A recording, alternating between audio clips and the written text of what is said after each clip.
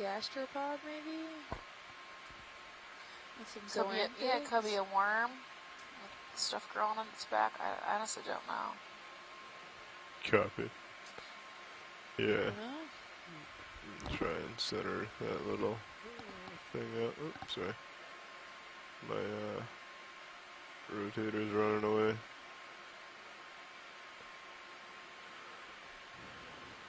Alright. Alright, I have a little bit of tether. You can continue on. Video, you clear with this? Sure. Hydroid coming out the back, those feathery hydroids. Yep.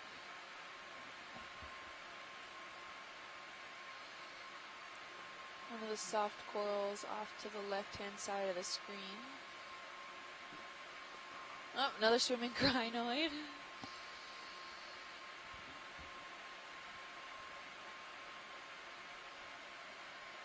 Alright, we are basically at the foot of this mound. So we should start coming up soon in depth, getting shallower. Hopefully we'll see a steep ridge coming up. Oh, yep, something white above us. White above us? Yeah, I'm sorry, white at, yep, something white over there in the distance. Oh, on the ground. Gotcha. Yeah. Sorry, I thought you meant water column. Yeah, no, sorry. Could be some sediment.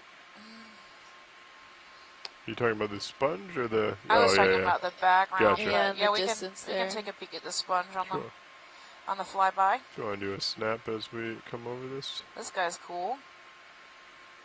Same kind of like folded plate hexactinellid maybe. This one's more formed. Just kind of gonna go right past him. Video. Nice. Looks oh, jeez. I think he's stuck in your lens right now. I agree. And we see right to the bottom of this guy there was a pink coral. Do you want to go back and look at that? Maybe just a quick snap zoom if we can see it really quick. Pink coral. Alright, this crinoid's getting a little out of control here. Needy here. Yeah, right. Yeah. Pink coral, come on. Yeah, right by the base of that sponge. Go ahead and come in, video. Yeah, a little pink coral. Boom. Oh, no, I think that's an Antipatharian.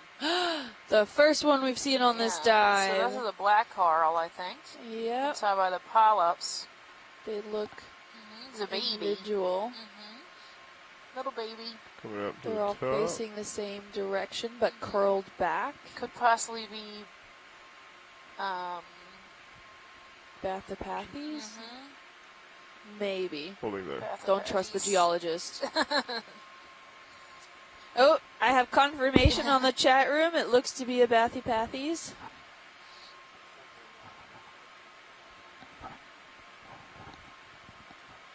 Seems about right. If we can get the laser on, if we zoom out, just to get on average how tiny this guy is. Yeah, he's very lasers small. Are on.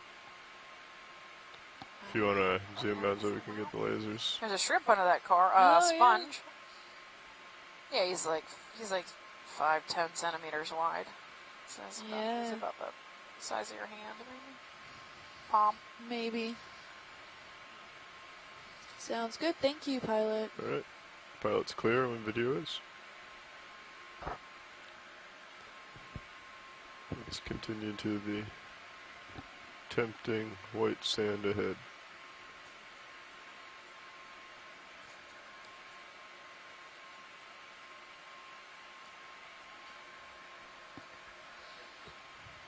Thanks. Yeah, so the foot of this mound here. I see some lightning of color on the bottom ahead of us. Maybe some exposed sediment. If you need a reference to what I'm talking about, you can actually turn to stream 3 on the lower left-hand corner. You can see. I think so. I think like a 5-0 is going to be towards waypoint 2, right? ROV team is using to navigate. And the redder the color, the higher. I'll just do a snap over here on this. The shallower the area. So you can see you're at the foot of this mound here. Oh yeah. Stylaster. Never mind. No, I think it's one of those octocorals. For what? Nope, that's Stylaster. If you get really close to it, there won't be any polyps. Polyps. Okay. It's just going to be this hard skeletal structure with teeny tiny hairs poking out. It just grows the same way, right? So it's really similar looking. Yeah. It just it's didn't have that main stem column coming out. Yeah. So definitely a different species than we've seen before. Yeah. Oh, we got some standing good coral right in the sandy patch. Good structural framework, and this could have been that either it grew here and died here, or it maybe fell off from the peak of these mounds or off the flank side of it. Okay. All right, buddy. This is getting old. We have some sponges here with some soft corals actually on the sponge itself, colonizing the sponge. I don't know if this is the same guy or if there's different ones, but these crinoids. So I think what happens is when I push forward, he kind of gets stuck into our, like where our jars are, or in our drawer. And then when I stop, he starts swimming out. Oh, okay. And then when I go to push forward again, the water kind of pushes him forward. He's trying to collect himself. So you'll notice that he's kind of tucked away in there. Uh-oh. That's all right. Oh, don't see him now. Maybe he finally left us. Yes, you can see we're coming up, right? We're at the foot of this mound, and we're starting to look upslope. Yep.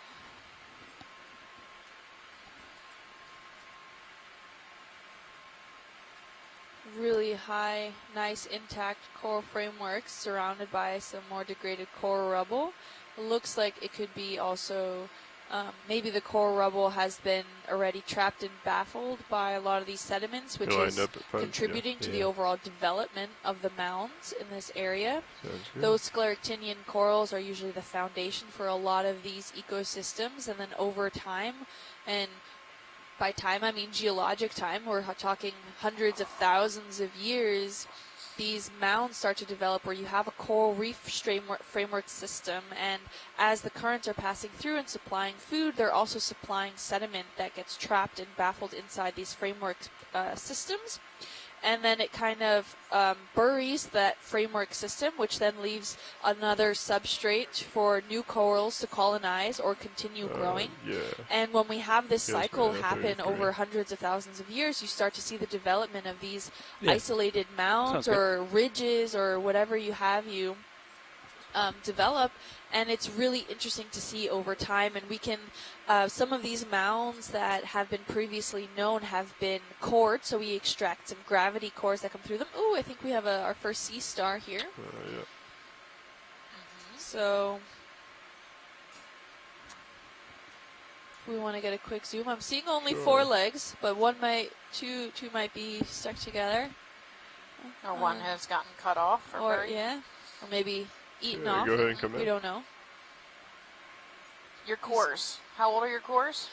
So the cores, part of my PhD is looking at some of these cores that were extracted by, he is only 4 arms, that have been extracted by these mounds. They're done by gravity cores where we take, a ship hangs off some of these piston cores that come right over the ocean, and we try to push them through the water column, and then there's a release mechanism which then drives the metal core sheared straight into the mound, and then hopefully we're able, by the reverse suction, been able to keep a good section of this cores, and we can see how, depending on how deep the core goes, we can estimate the average size of the mounds and how long it's taken to develop over the years by age dating the coral fragments that come up with it and estimating the overall sedimentation that occurs around the coral fragments themselves. And we run a whole bunch of analyses like stable isotopes, that's carbon and oxygen isotopes, as well as geochronometry, which means that we're simply age dating these corals through various means.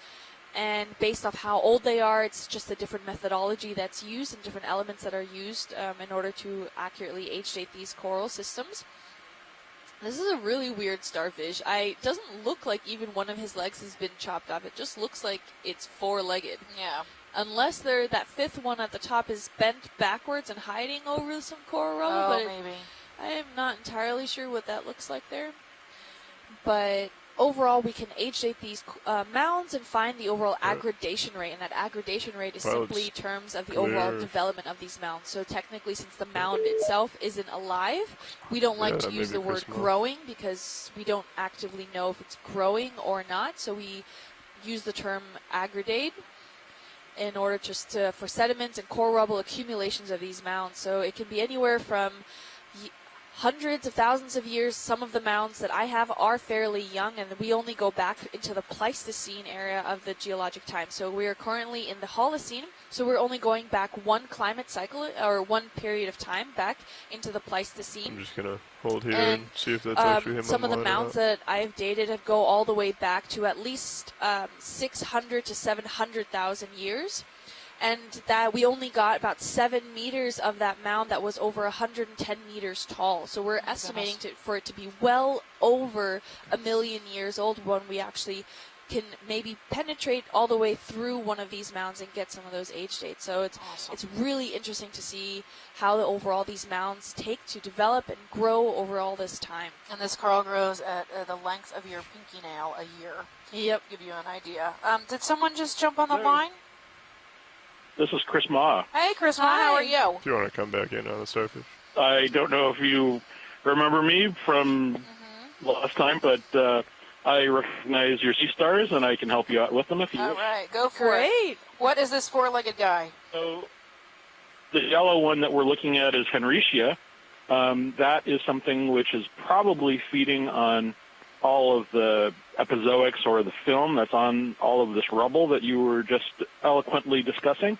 I hesitate to take a species identification off of an image like this, but there's a good chance this is Henricia antillarum. But Henricia is a very nondescript animal that is very difficult to identify even when you have a specimen. But their life modes and reproductive habits are fairly, they're studied heavily, and they're considered quite important in a sort of secondary way. So, but they're always present in a lot of these habitats, and they're, like many sea stars, they're sort of maybe not keystone, but they're important members of the ecosystem. The other thing I might point out is in the background, there's another white sea star just a little bit farther back. If you could pull out, and there's, I think, a white star-shaped thing that is only a few feet away. So before we move on to that one, I have a question. Is this four-legged or is it five-legged?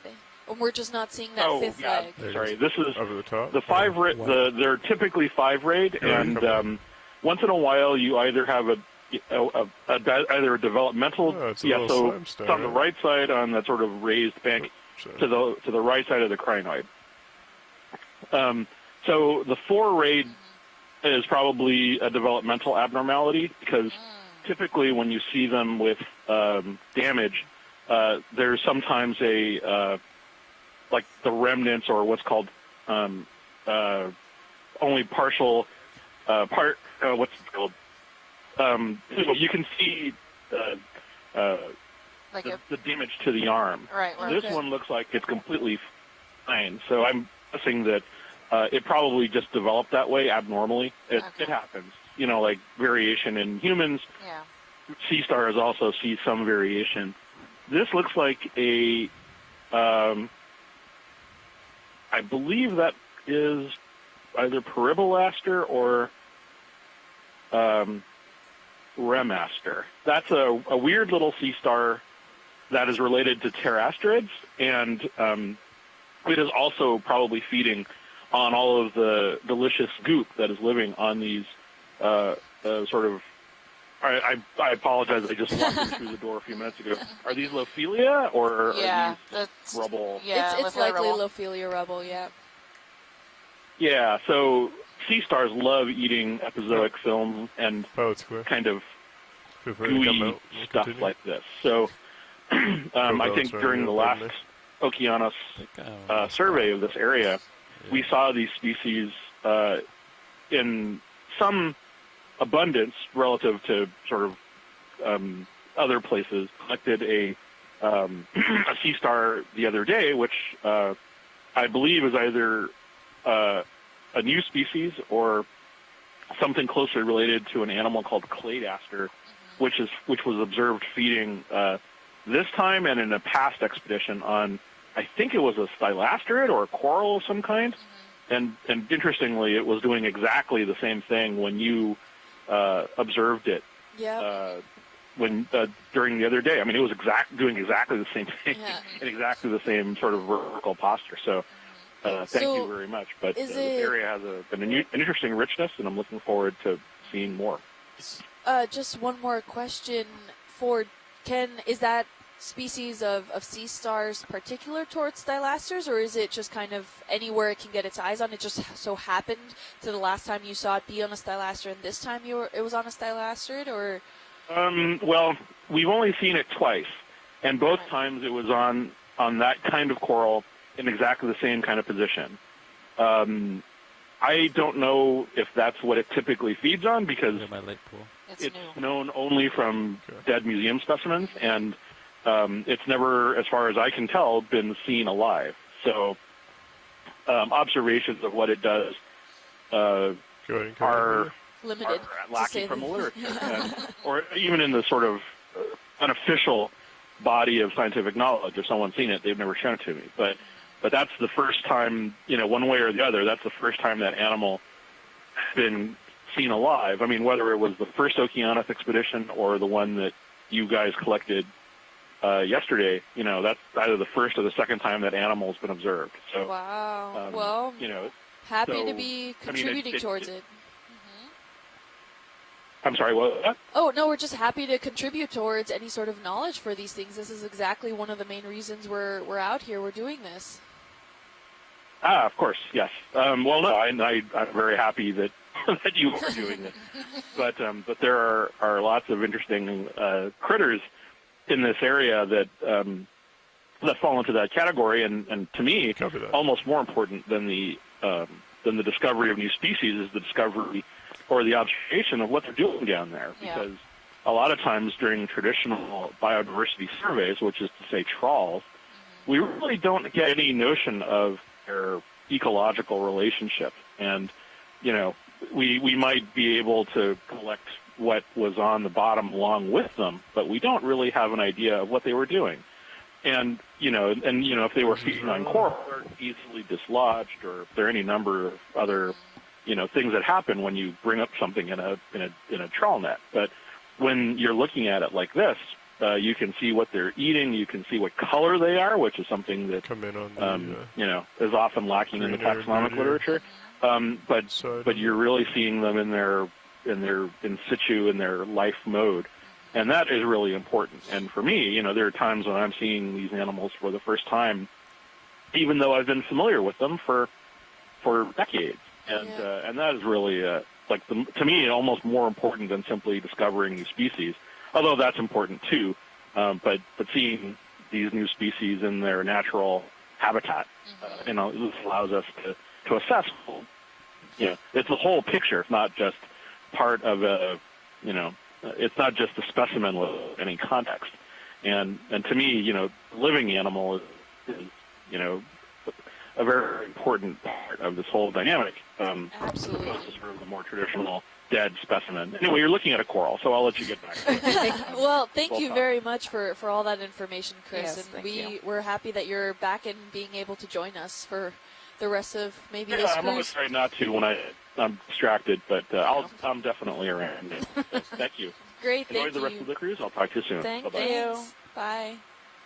If you can still hear me, at the end of yesterday, we actually got footage of a sea star actively eating, so you can probably check that out when the videos get dropped. But now we have in front of us a lovely Lophelia coral. As you saw at the zoom-in areas, the coral polyps are exposed, which means it's pretty happy, and it has that soft coral hanging out on it. Ooh, and it's a roughie. Oh, yeah. Orange roughie. Slime head. All right, back to Lophelia. Sounds good. So all these corals, this is one of the first scleractinians we've seen actually alive here at this dive today. And we're on that south side of this mound, so it's a good indication that we're maybe headed up for more. Yeah, hopefully. Yep. And then I just want to point out that small stocked coral off to the right-hand side there. Yep, that's a Coming over to the stylaster. right. A little further out, the single stock there guy. Yeah. And then, oh yeah, this guy. This guy. And his polyps seem to be pointing downwards, more towards the base, but at near the top, those last few centimeters at the top, they seem to be pointing laterally out. So I don't know if that's just because of direction they prefer or where the food's coming from. Come down. Hold it. And seems to be really nice. An octocoral, and there seems to be a smaller one right in the center of between the Lophelia and that guy there. So we got a request to see the red blob a bit to the left. So you can pan out a little bit. Oh yeah, this maybe? That little tiny thing that just came onto screen now. It looks like a coral polyp that maybe is tiny red, solitary tiny dot. coral, maybe? Yeah. We gotta go zoom on it before we commit. It's upper left. And Tina on the chat room is suggesting that the fish is not an orange Got it. roughy, but it looks more like Alfonsino. I don't know if that's three little different. polyps that are retracted. Oh, this doesn't look like a cup coral. It looks maybe like a soft coral with its polyps inside. Yeah. Doesn't look spongy to me. Possibly an anthomastus or a strawberry coral. Yep. Tina and Scott are saying it looks like a young anthomastus, so that was a good call there. And right next to it looks like a cup coral, actually. Yeah. The ones with the tentacles exposed there. So that was good. Thank you, pilot. Right, we're ready to move if you guys are. Ready. What's our estimated time to the top of this crab mound? in there. I believe Nav's doing crab. Hi, crab. Handoff Coming right out. now. But Hello. all right. Get off my yard. Yeah, you can come out. We can continue. We're doing a shift change. Hang on 1 second. Hey Nav, can you tell me the length of time between now and the top of the mound roughly? I bet we've been averaging like 0.1 or less. Yeah, number 2. Our leader is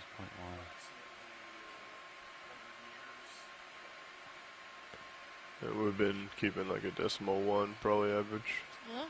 We're seeing really dense coral rubble here in this area. That we've been framework moving at like a structure decimal is 1 really average. kept well intact in this area. That's giving that good hard substrate for a lot of the. Yeah, exactly. If you do decimal 1 and 100, calculate the time for 'em. The other biota to settle upon. Yeah. I'm sorry, I missed that. How long?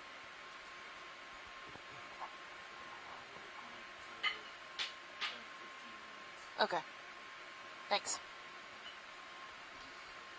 Kind of creeping up. I'll come up a little bit here. 70.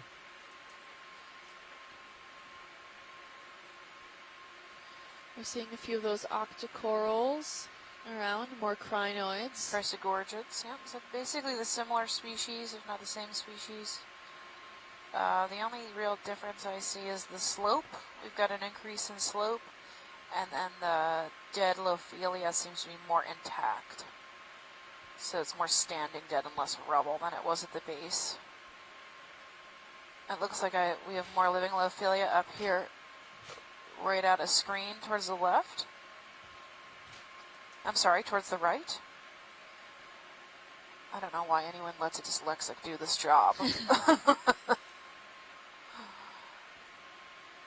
It's alright. I make left and right mistakes, so that one We part will got both living be Lophelia, I think. right.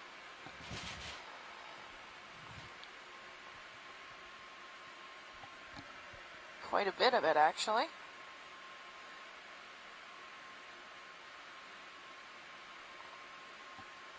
So it seems to be getting a little steeper here. This is promising. So big chunks of dead standing, and then we've got living Lophelia colonies sitting on top of it. And we have some exposed substrate also in this area. Really nice Lophelia. We're getting more and more dense as we proceed upslope, which is exactly what we were hoping for up this mound. We're seeing some slight exposures here of some harder substrate of the area. Could also be maybe some lithified corals. A lot of that carbonate based.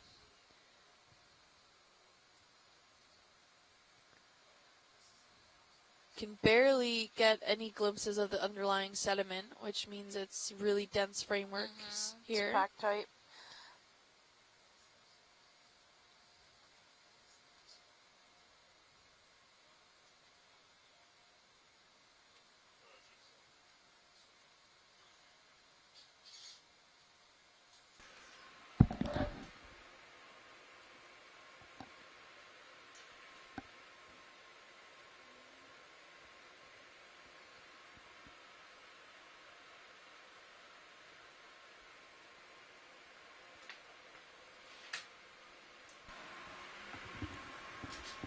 Pilot.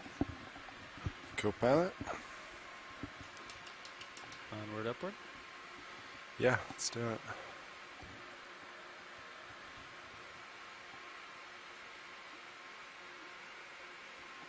Sean Kennison, City Pilot.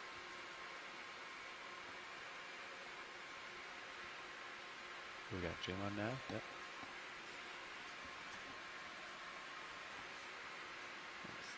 See if I get your tail cam to come back. And look at to this us here. slope. We're at Oh man, that's great.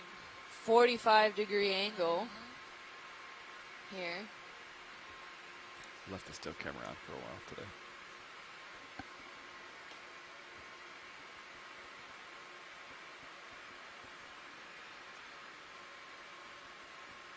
Oh, another one of those highlighter yellow sponges.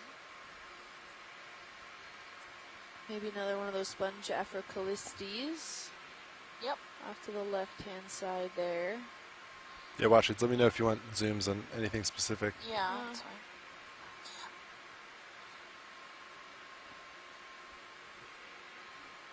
Looks like some more like fresher dead. Maybe Lophelia.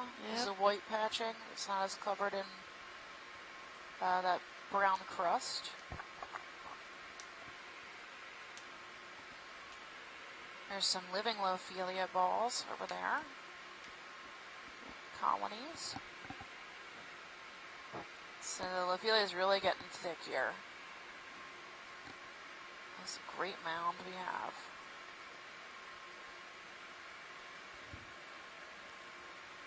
So we're about a third of the way up this slope. You want to get a It's 20-meter quite move in? steep. How's that sound? As we can That- get a good look. We're seeing a lot of various types of crinoids here. Some Sounds good. stocked, some not stocked. We're seeing a lot of Yeah, those sounds good to me. octocorals, those little sprouts here and there. Those white octocorals. They've been pretty consistent throughout. Maybe at the the base they steepest were a it's little been. less, but Oh, we have another sea star there if we want to get a quick zoom. yep. Yeah, I see him. Don't tell me this one has 6 legs now. Is Looks this that like it. Solanaster type we saw yesterday? Video, give me a Maybe. partial, please. That's great, thank you. Yeah, I think he's got more than 6 legs. Yeah. Maybe 8 legs. All right, there's lasers for measurement. All right, Video, you want to come a little more? Ooh, and he's more of that pale orangish. It's like more of a sun star. Yep.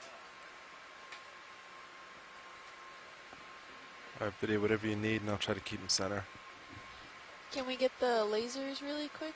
Yeah, I just turned them off. I'll get them on when we come Okay. exit. No problem. Thank you. Maybe about, he was about 8 centimeters wide. Okay. That's a good estimate. Thank you. Solaster-ish. Pilot.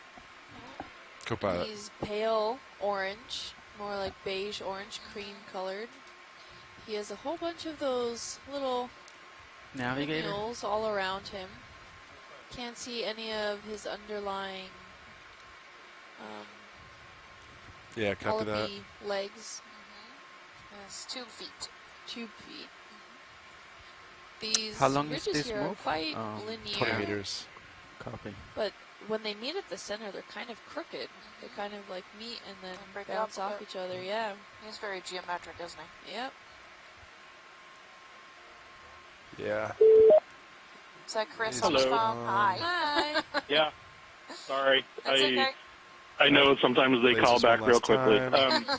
So you're Alright, correct. video. Let's keep going. This is indeed Solaster, a sun star.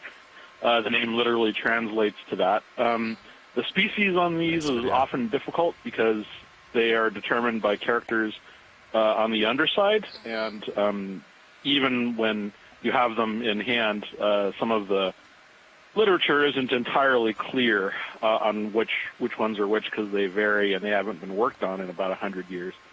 But something like Solaster Earli, Solaster is often, at least in the ones that are known, are predators on other sea stars and other echinoderms. The other day, I think you guys saw one on a hill or something, and observations that I've made of Solaster in other places suggest that they're digging for brittle stars, or that they're Oh, no way. Last kind of cruise heading for, like places where brittle stars are found. Last cruise. So I'll bet you there's something in there so that's those eating, but they're companies to generally be on it. top predators. They're And we've been carnivores. doing, So they're, and a lot of times there's usually a sea cucumber or a brittle star nearby, and, if we were to physically go into that habitat and dig around on the bottom, I bet that's what we'd find. Some kind of. Yeah, video snap, please. I don't know if they eat crinoids. But I would guess that it's a matter of time until you guys run into another Solaster, and it's probably feeding on some brittle star or another sea star. So, okay, we're on to crabs now. Very good. Thank you. Talk to you guys later. Bye-bye. Thanks, Chris. And this seems to be a squat lobster that's not on a coral. This is not very common that we're seeing. Sometimes they're walking maybe to another guy or something, but usually they have a coral friend. Got it. Thanks. A live coral friend, maybe. Be a little more specific. And the brown hydroid right next to him. Yep. Not sure as to what species or he is of the squat lobster, but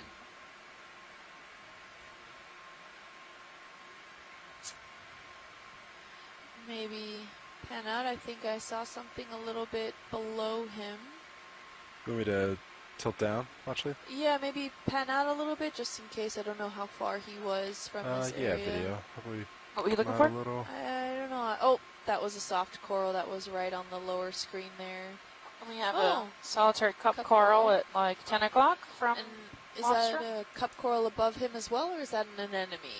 Maybe Probably get a cup coral. Yeah, can we get a closer view on those, please? Above it? Yes. Yeah. 10 o'clock, yeah. There's two The corals. Two 10. Oh, a bunch of them, conical-looking actually. things. Oh, yeah. There's one with its polyp dead, so you can see the. Do you want what it looks center like. now, watch it? Yeah. Alright, video, you can come Center in screen. now.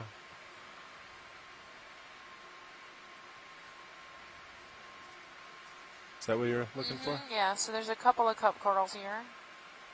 And you can see, here's one right here. The one with the tissue is in the right center screen, but if you look up at 1 o'clock, it looks like probably the same species, but without the tissue in it, so you can see the cup that it creates. Yeah. So there's the two. It might have the tissue, but it's pulled in, maybe. Looks alive to me. And then that other one right center, his tentacles all out.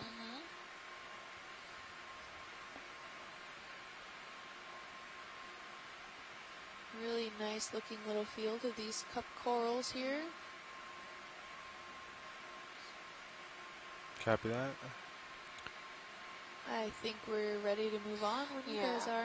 Cup Alright. corals are really difficult Video to whenever you're ID. ready. There's tons and tons of species of solitary cup corals, and you have to Copy that. count the little coralites Septa, and yeah. septa and all the crazy stuff that's in there. So Yeah, there's a dead one right on the left-hand side of that live one there, so they can grow of a decent size. yeah, they get pretty big. Yep. And Chris was mentioning that there's a lot of hexactinellid sponges around that little coral bunch there.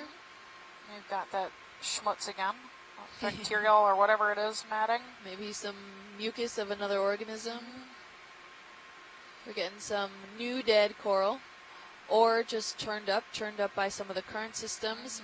They were not directly exposed for a long time with the seawater chemistry, so they didn't get maybe that dark gray color that we've been seeing around here.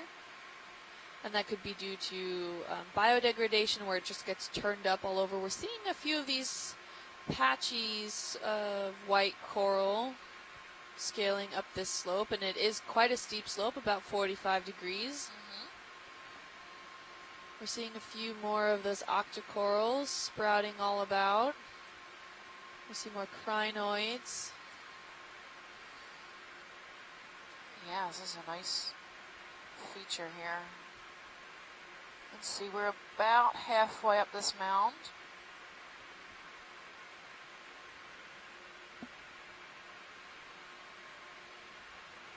I wonder if these white areas, the lighter Lophelia is actually like almost like a rock slide, right? Where it's like sliding down underneath. Yeah, it just kind of reaches that peak of where it can't hold anymore, and it ends up sliding down. Oh, there's a jelly. I know, right in the top center of the screen. Oh yeah, I see him. There he is. Video. Let me see if I can get. So this is the same jelly we saw earlier.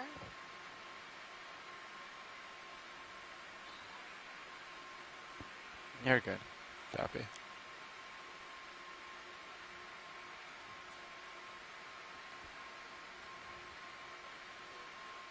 Yeah, he's floating up. It's pretty high. Yeah, I think that's my max there video. Really nice. His tentacles seem to be free-flowing more also than that first one that we saw.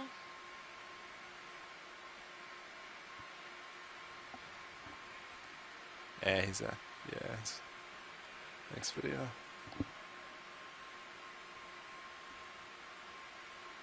Bye-bye. Drifting off with that current, and all those particles that you're seeing in the water column there is referred to as marine snow. It's a lot of detrital material that's been picked up by the ocean currents, either from the surface or from other decaying things that are in the water column, as well as some small sediment particles. And this is what a lot of these corals and stationary organisms rely on 20 meters? for their food supply, as well as it's heavily relied on the mounds, the overall development of these mound structures. The sediments that are carried in the current are as important as the food supply for these corals. So as the corals feed, they're also trapping and baffling these sediments, contributing to the development over these mounds over geologic time. We're seeing a few sprouts, maybe some stylasters, if I'm not mistaken. Yeah, I think so. There might be a large Lophelia at 10 o'clock. Just out in the distance? Yep. Copy that. We scaling around the may not be side able to of reach this it, but I'll see what we can do. A little bit. Oh, yeah, that's okay. might be far, but let's try it. Yeah, let me know when I start to approach my limit there. Copy. There's a lot of this coral framework structure being kept intact. The dead coral, that is. We're seeing some rubble, some slides, and like Steph pointed out, these white patches that we're seeing along the mound, probably the frameworks couldn't hold up to a certain weight and ended up sliding down. It could also be triggered by some biological effect too. Maybe some crab or fish or something was poking around in that area and caused like that little tiny landslide. Yeah. Avalanche. Coral avalanche. Right, lasers painted it. Lasers off. You even can get a little bit closer if you want. Really nice. Lophelia looks quite happy. It looks like maybe an Afrocolistes hexagonellid sponge in front of it. Yep, part of it's partially dead. You can see the decaying texture. Got it. But the Lophelia is in good shape. There's a little arm of a crab right there at 9 o'clock. Lophelia's got its polyps out.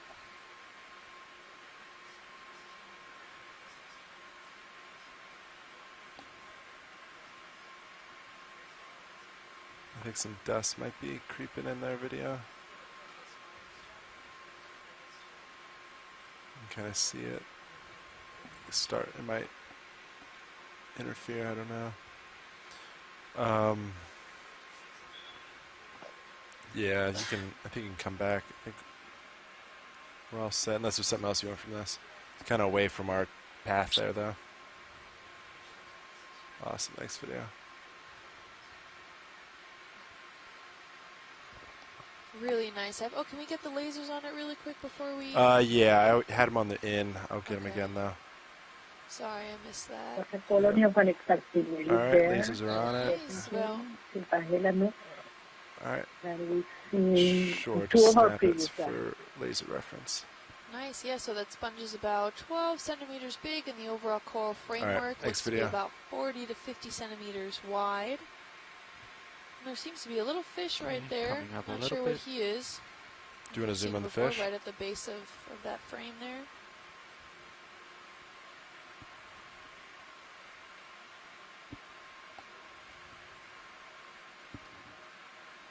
All right, go for it.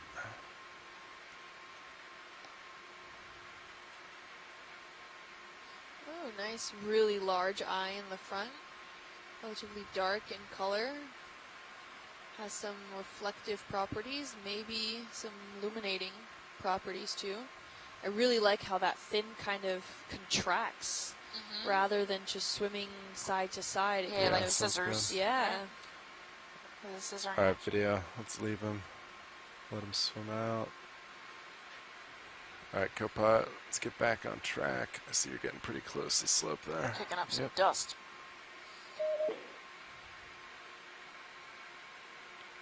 Alright, racing a little bit. Rising, I mean.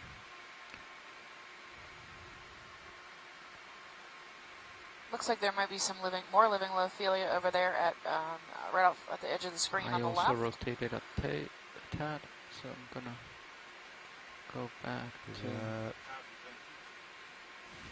50. There you go. That's 50, and you're gonna come into view shortly. There you are. Delta 12 again, so I think we're better. Awesome, thanks. Let me rotate down.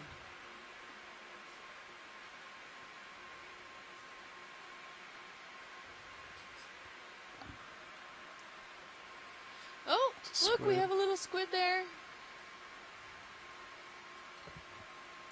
Oh, neat. It's very shiny.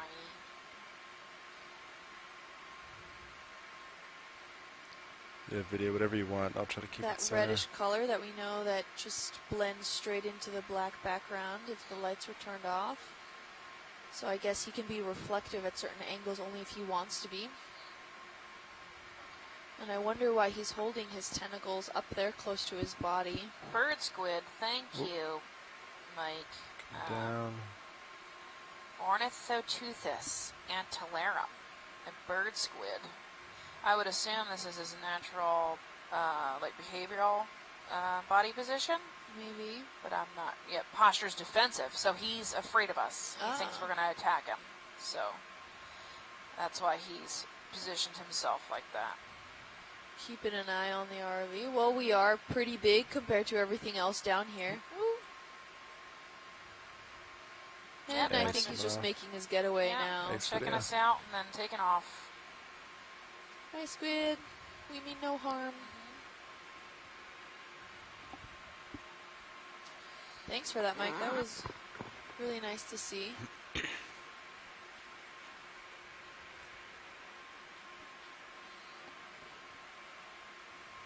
Scaling up this steep slope, about 45 degrees. Someone chime in there.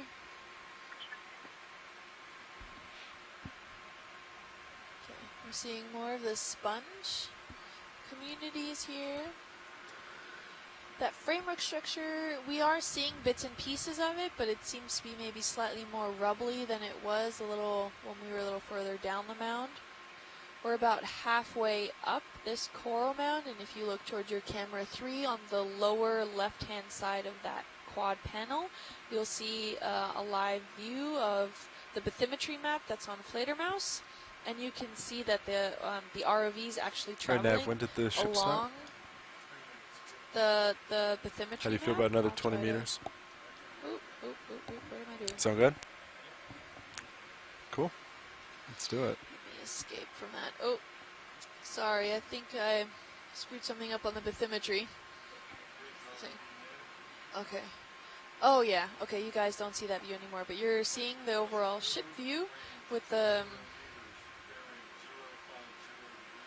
on nearing the top of the mound. So the ship is practically scaling slightly over the top of the mound, and the ROVs are more off to the lateral side of that. Coming down slightly. We're seeing quite a bit of sponge community. I'm not sure I'm seeing too many of the octocorals. There might be smaller sprouts in this area here.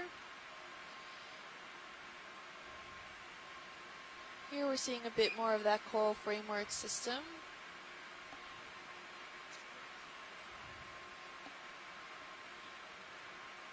And like we were saying earlier, this white aspects, these white coral rubbles could have been some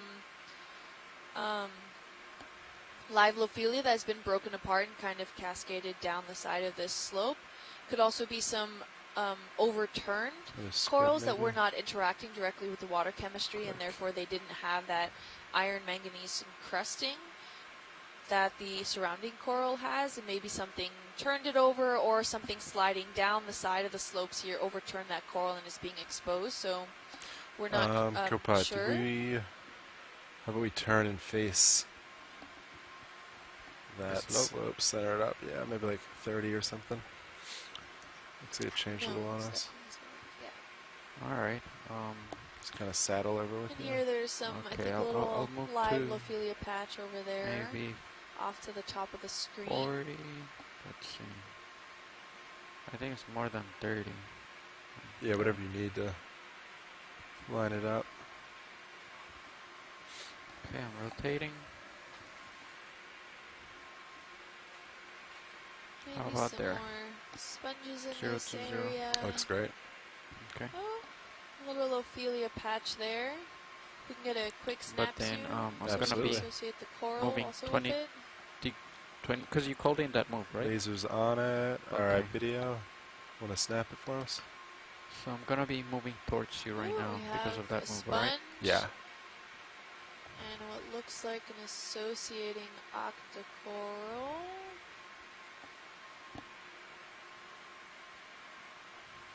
Can we get a tighter zoom on that yellow? Yeah, thanks. Got it, video.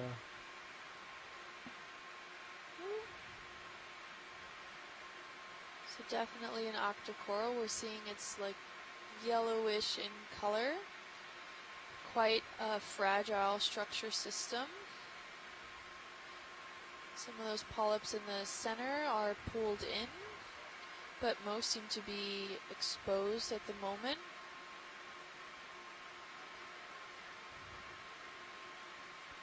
Not seeing any banding to indicate any sort of bamboo color, and this doesn't have that same structure as a bamboo coral would. It seems to be more bushy, and the branches seem to be more random and sporadic in growth patterns. The polyps don't seem to be so tightly packed together. They seem to kind of spread out a little bit over the coral skeleton.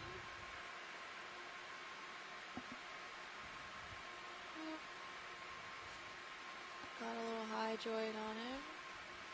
And these also have what looks like the pinnules on the tentacles seem to be kind of coming to a point at the end of the tentacles, which gives it maybe that star snowflake, look to it, but not as pronounced as some of the other corals that we have seen previously in this dive. Scott says it's a Plexuridae. Not sure on the species, but it's what it looks like overall. Thank you, Scott. Watch leads, anything specific? No, I think we're good now. I just really wanted to get a closer look at this guy. Alright. Video, want anything else? Alright.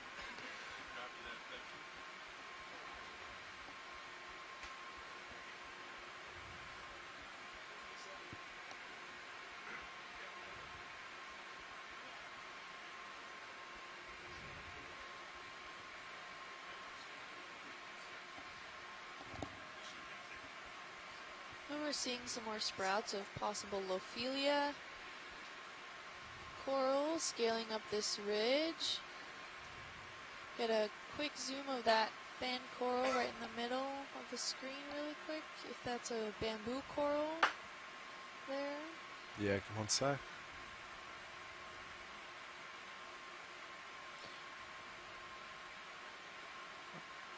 Alright, video come partial.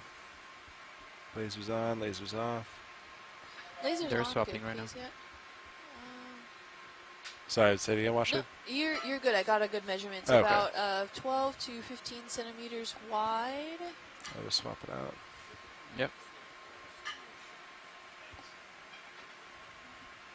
Just 1 sec as video swaps, watch it. No problem.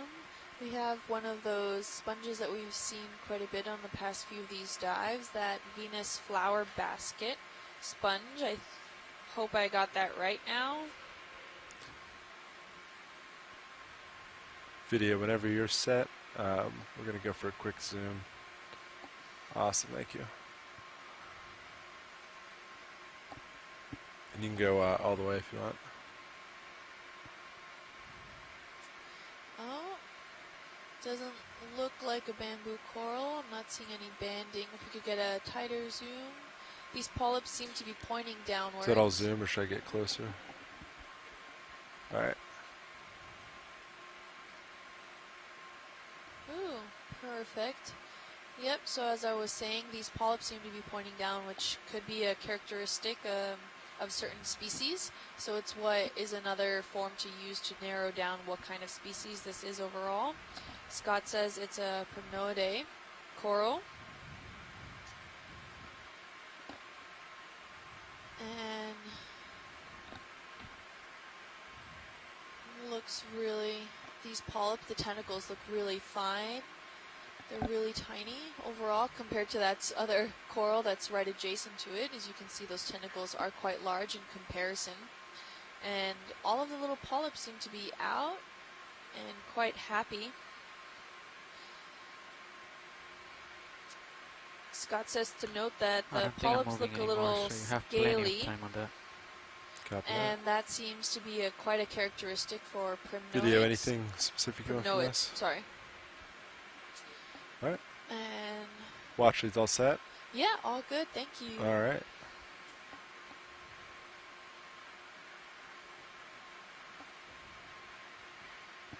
Lasers again, and remove them.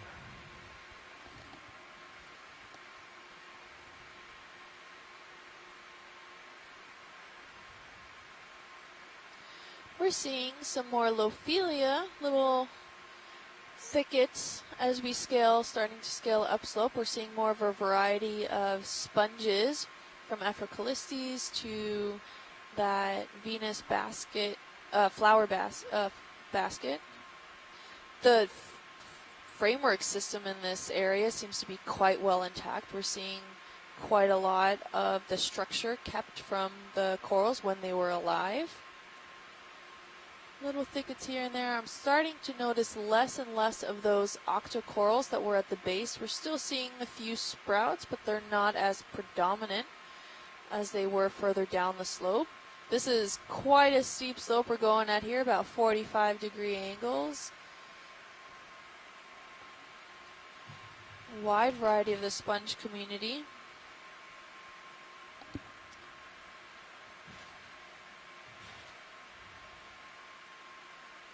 From Aphrocalistes, we're seeing a few sprouts of corals, these thickets, Lophelia thickets. This is a great indication of possibly what we're going to see at the summit of this mound. Very exciting overall. All right.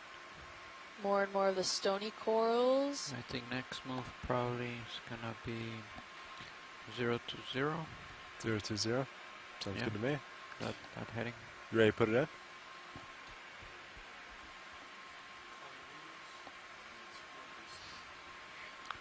Uh, 20 sounds good, I think. Yeah, it's still fine. I'm probably about 20 meters out. And then the bearing, whoa. Then the bearing would be 0 to 0. Looking over. 0 to 0, copy. All these sprouts areas. We're getting maybe some sediment exposure here. Ooh, what's that red thing? I think that's a squat lobster with his, just holding out his arms. Yeah, okay, I see him. Give me a sec.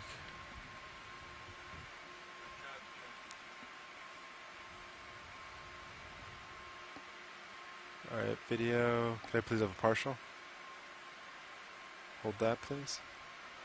There's lasers coming off. Oh, he's bright orange. He has Alright, spiny video. arms. I'll hold this. He's You can do what holding you his need. arms straight out. At least one of them. He's right next to an isolated cup coral there. The top of his body looks very pale, where the rest of his legs look very deep orange looking color. Really long antennae.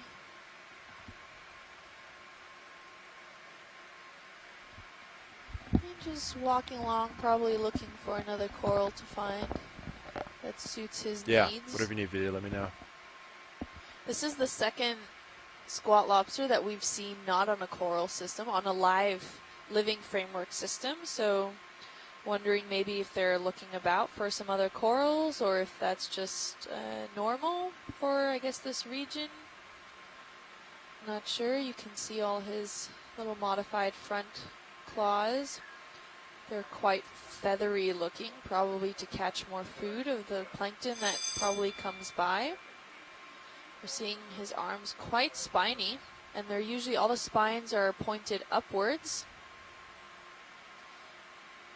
And only the main ones seem to have 3 or 4 rows of those spines in that area. And Tara says that some types of squat lobsters are not always associated with corals, so that's always good to know. So they can just be wandering around, looking around. I guess if it's a good spot to still reach some of that current that passes through so they can feed, always a good thing, or any sort of microbial material that they want to feed on. I think we're good here, pilots, if we want to move on. Sounds good. His eyes Video, seem you want to be anything else? a greenish-bluish color. Alright. Whenever you're set, feel free to come out. Very beautiful overall. Lasers again, and we're taking off. Ooh, we have some Afrocalistes around this area with some Lophelia coral. Really dense framework system here, some alive, some dead.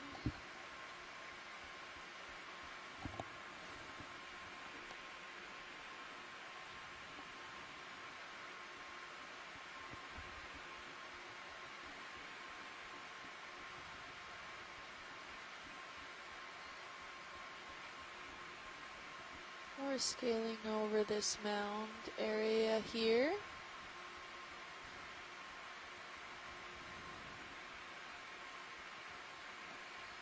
We're seeing small thickets of these corals, quite a bit of these glass sponges all of a sudden now, popping up. Afrocalistes. Oh, I think we see a Satinophore off to the right-hand side if we pan to the right.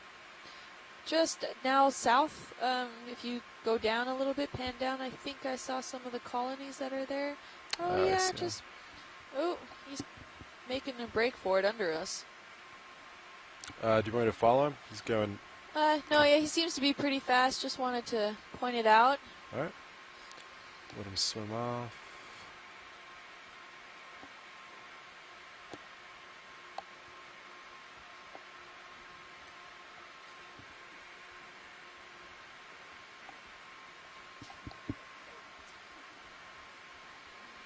That was nice to see. It's another sea star.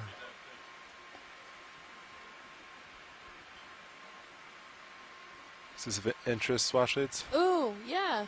Why don't we get a close-up on him? We have another sea star here. He seems to be larger and more robust. He's definitely at least 10 centimeters wide. His arms seem to come out further than what we've seen. Well, earlier the sea stars were, the arms were quite isolated from their main sections of the body. This seems to be a bit more broad, with then the arms coming out from his body. Seems to have a really cool exterior structure. And whatever you need, video, let me know. Not sure what it's made out of, or what that means, if that's indicative of this species. Can we get a tighter zoom? Yeah, we're on it.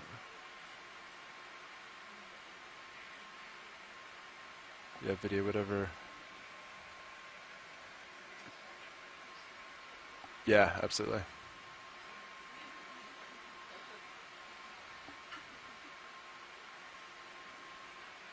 We also have some adjacent cup corals around him.